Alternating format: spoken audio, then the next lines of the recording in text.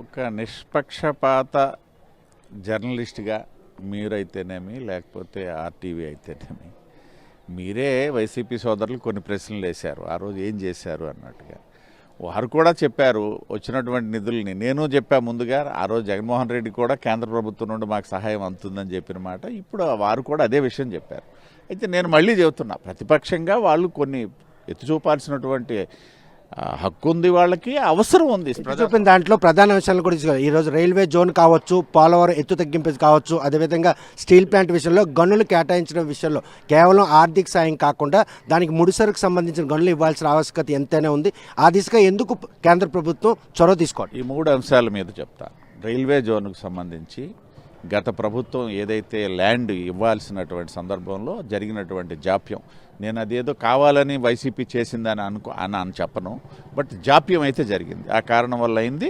రేపు కానీ ఎల్లుండి కానీ దాని మీద నోటిఫికేషన్ రాబోతుంది, గవర్నమెంట్ గెజెట్లో పెట్టబోతుంది. రేపు ఫంక్షనింగ్ కూడా స్టార్ట్ అవుతుంది.